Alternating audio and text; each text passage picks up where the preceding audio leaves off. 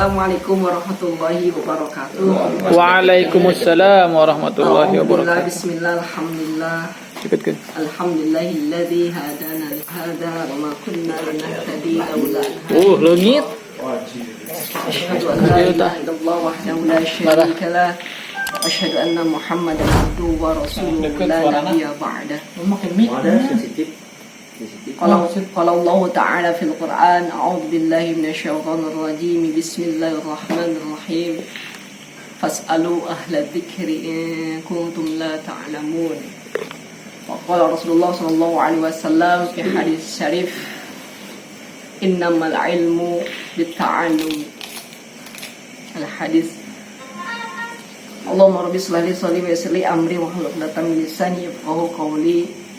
Subhanaka la ilma lana illa ma 'allamtana innaka antal alimul hakim. Amma ba'd. Puja-puji dan syukur urang panjatkeun ka Allah Subhanahu wa taala ku ngucap subhanallah. Shalawat serta salam urang sanggakeun ka junjungan alam al imamil muttaqin wal mujahidin sayyidina wa maulana Muhammad sallallahu alaihi wasallam, para sahabat, atba'ut tabi'in, oge urang umatna. Mudah-mudahan janten umat anu patuh sareng taatkan ajaranna, amin ya Allah ya rabbal alamin. Amin.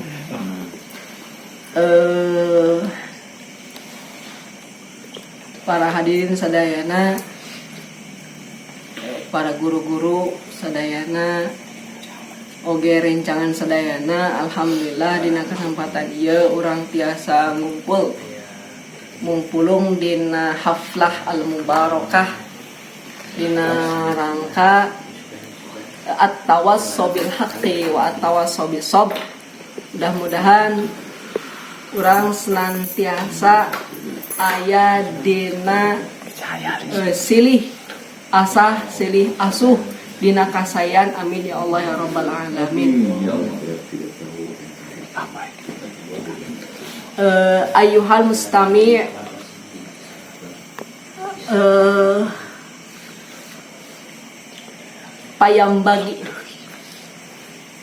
payambagi lil mukmin, maka entong henteu di setiap mukmin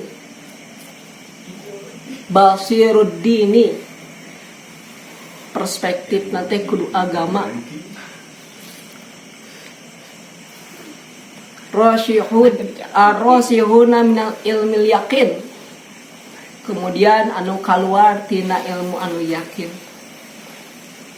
kemudian watu jahidi bidzalika, ras kudu berusaha dina eta kaayaan.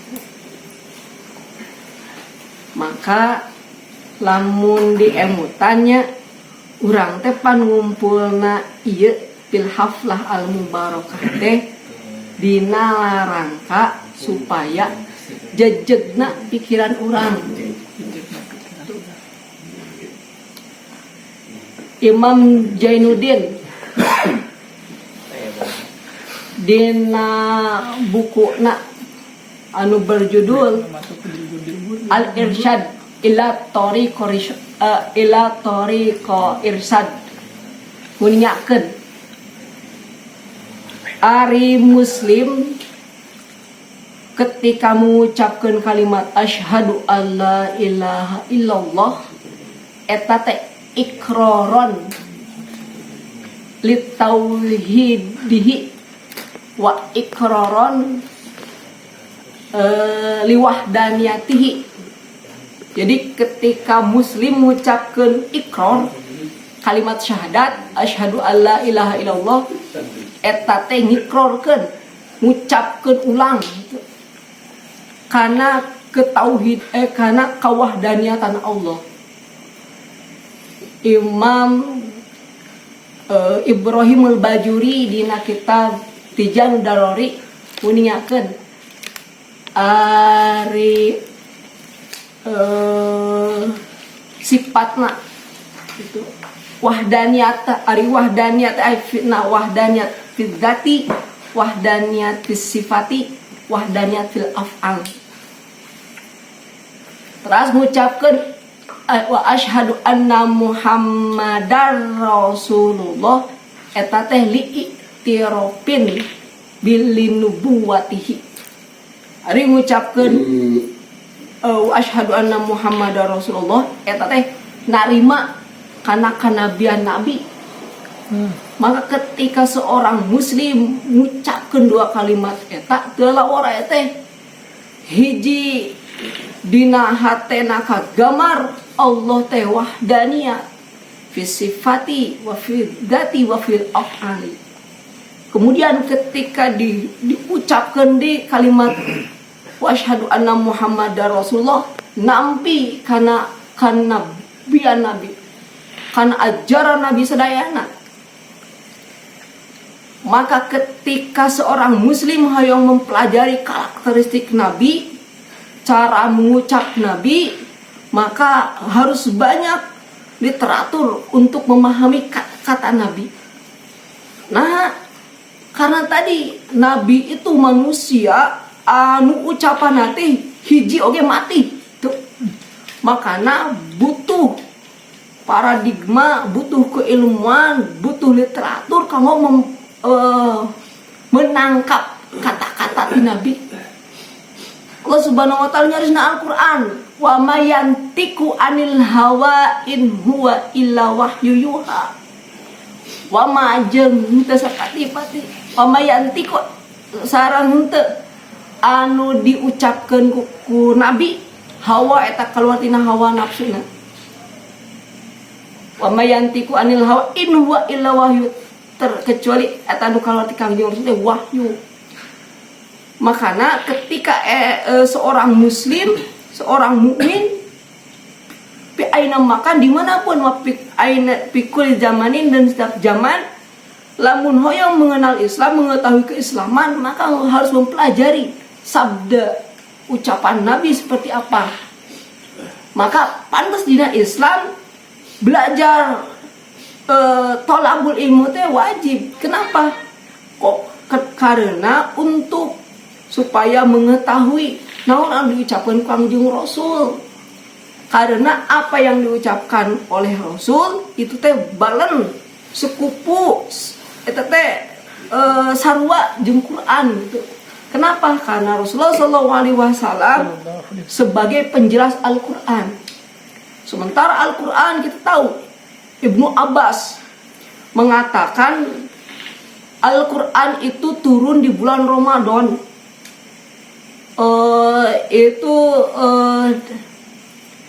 Dalam empat tahap. Tahap pertama Quran itu turun dari Lauh Mahfud. Yang kedua ke Baitul Izzah. Itu. Kemudian turun dari Baitul Izzah ke langit ke bumi. 3 ya berarti. Dari Baitul Izzah nanti turun ke bumi.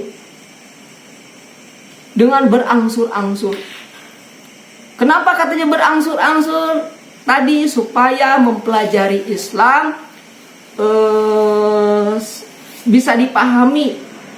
Jadi tidak semua dipelajari langsung, tapi sedikit-sedikit. Maka nantinya ada asbabun nuzul sebagian ayat seperti itu. Al-Quran Ibnu Abbas turun di pada malam hari. Kama qala fi kitabillah inna anzalnahu fil lailil qadr. Lailatul qadr khairun min syahr. Tanazzalul malaikatu wa ruhu fiha bi idzni rabbihim min kulli am. Salamun hiya hatta matla'il fajr.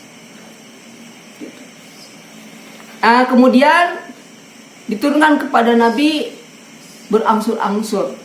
Al-Quran yang 30 juz, 114 surat, 6.606 sekian. Ulama mengatakan kalau dihitung dengan bismillah setiap surat ada bismillah, setiap surat ada bismillah. Dalam kitab Taudeh Tijan ada yang menulis huruf Al-Quran itu 10.800.000 huruf kalau nggak salah. kitab Tauhid Tijan, nanti kita buka. Nah itu, maka ketika seseorang ingin mempelajari Islam secara gamblang gitu, maka tidak mungkin dia itu berhenti. Maka yang disebut thalabul ilmi faridatun ala kulli muslim, Imam dalam bukunya Sittina Mas'alah mengatakan, mensyarah bahwa yang disebut faridah di situ adalah al ilmu at-ta'aluqu ala amrullah, ilmu yang berkaitan dengan perintah Allah, kama fi sholat atau zakat atau al-hajj itu al-saum. Nah, sebelum melaksanakan saum, maka sebelum itu dia harus tahu bagaimana saum. Sebelum melaksanakan sholat, berarti dia harus tahu bagaimana ilmu sholat. Maka ketika ada kajian-kajian ulama membahas itu, dia tidak datang ke masjid, ke majelis itu, maka baginya dosa. Karena itu masuknya kepada fardhu ain. Seperti itu. Kayak yang disebut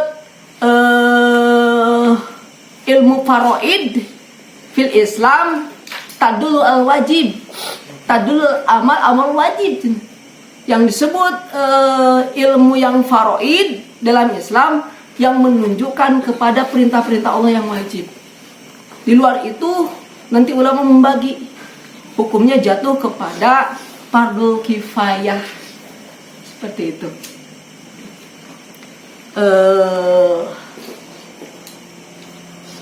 Akhinal para mustami'in. Nah, maka kalau kita melihat tadi ya ucapan ulama, i'lam annal mu'min basira bid-dinil rasihi fil ilmi wal yaqini. Jadi pandangan Islam itu harus pandangan din yang keluar dari ilmu yakin. Untuk apa? Huwa alladzi yahsinul a'mal. Kenapa paradigmanya harus benar? Kenapa keluarnya harus dari ilmu yang yakin? Karena untuk li ihsanul a'mal, untuk memperbaiki amal, untuk benarnya amal. Jangan sampai ketika kita melakukan suatu amal tidak diterima. Maka ada perangkat-perangkat amal. Islam mengajarkan teksnya yaitu Al-Quran, Al-Hadis. Kemudian ada contohnya, itu Rasulullah SAW. Maka al-iman itu at-ta'aluqu bil ilmi, iman itu ta'aluk kepada ilmu warasyidin dan bimbingan. Jadi ketika seorang beriman, maka dia itu harus berilmu. Maka ilmu dan iman itu nanti balance, sekupu itu dan harus dibimbingnya itu birrasyidin. Bi'isan, karena kenapa ilmunya harus benar? Karena amalnya harus karena untuk memperbaiki amal. Kemudian waktu jahid bidalika, kemudian harus bersungguh-sungguh di dalam hal itu. Jadi setelah mendapatkan ilmu, setelah beriman, berilmu, kemudian dibimbing, kemudian bertahan dalam amalnya itu. Maka ada konsep at-tawassobil haqqi wa at-tawassobil sabr. Itu untuk tadi mengingatkan, ini kan at-tawassobil haq berarti mengingatkan kepada yang hak. Kepada yang hak. Kenapa? Karena tidak ada ibadah yang selaras dengan keinginan hati, selaras dengan keinginan nafsu, tidak ada. Gitu. Maka ulama mendefinisikan ibadah, al-ibadah al-lughatan, al-inqiyad, al-istislam, at-tawadu, al-zulli. Itu menurut lughah. Wa istilahan al-ibadatu huwa kullu amalin kullu amalnya dulu maridullah zahiran wa batinan. Setiap amalan-amalan yang menunjukkan kepada ridhonya Allah, baik batin maupun fisik, seperti itu ibadah. Maka kalau kita melihat ibadah itu satu perangkat, jadi tidak bisa dipisahkan ibadah itu. Ketika dia beribadah, fisiknya dia terlihat, terdetek, terawasi, kemudian hati juga terawasi, kemudian akal juga terawasi. Itu ibadah. Maka ada konsep iman, ada konsep Islam, ada konsep ihsan. Ini dalam ibadah tidak boleh tertinggal satupun.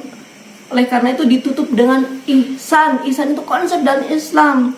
Al-ihsan mawa al-ihsan tadulu ka'annaka yarrohu.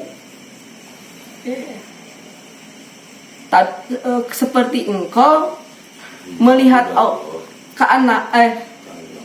ka'annaka tarohunya wa ilam yakun takun tarohu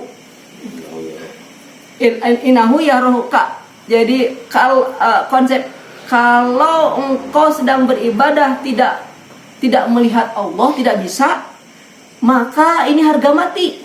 Engkau harus bisa merasa dilihat oleh Allah.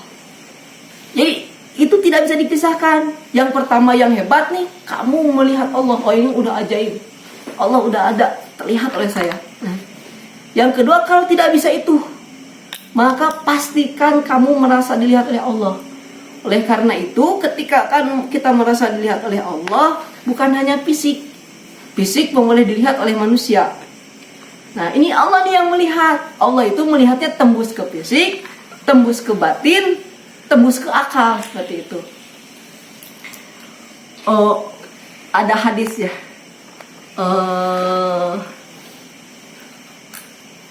La yadkhulu ahadal jannah bi amalihi.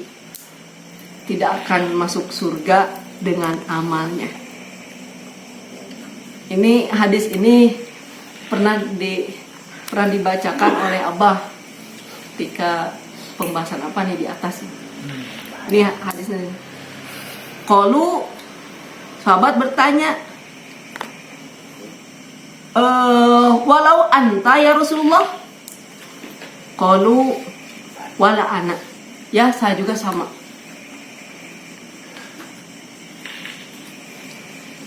Illa ayat tazmida fillahi birahmatihi. Terkecuali orang yang mendapat rahmat Allah.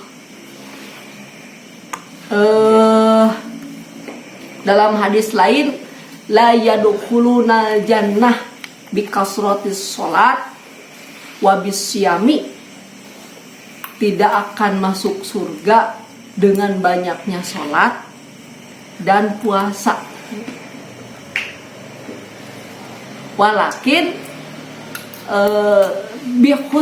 bihusnil sodri, terkecuali masuk surga itu dengan baiknya hati.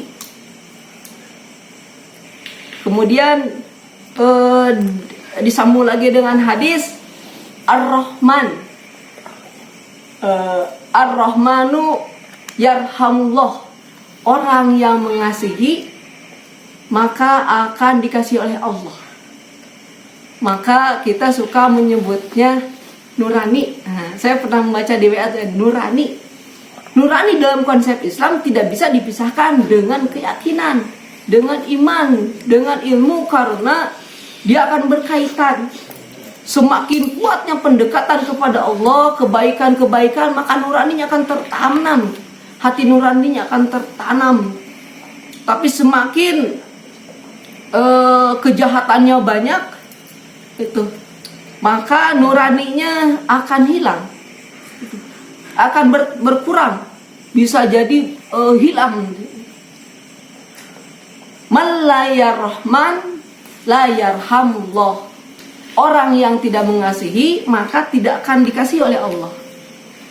Ayuhal mustami'un, itu kiranya yang berkaitan, ini hanya sebagai pembuka, berkaitan dengan bagaimana kita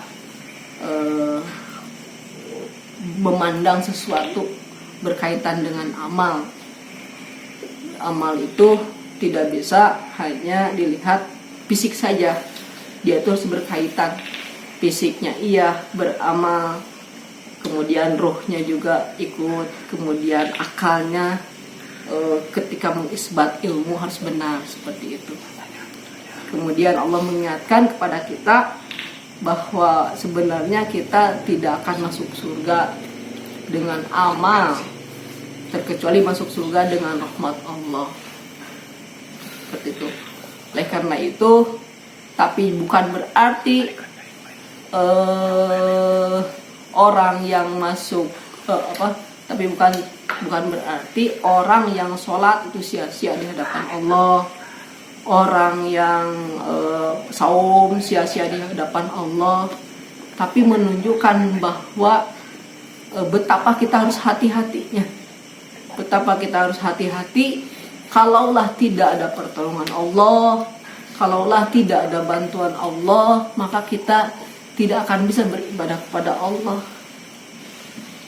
Apa dasarnya? Pertama, kekuatan ini milik Allah. Yang kedua, fisik ini juga milik Allah. Oleh karena itu Rasulullah SAW selalu berdoa, ya muqallibal qulub, hei yang mempunyai kulub, yang menguasai kulub, tsabbit qalbi ala dinika, tetapkanlah hatiku ini kepada agamamu. Kenapa? Tadi supaya dia tidak condong ke kafiran. Dan seperti itu. Itu kiranya yang bisa disampaikan. Kurang dan lebihnya mohon maaf. Assalamualaikum warahmatullahi wabarakatuh.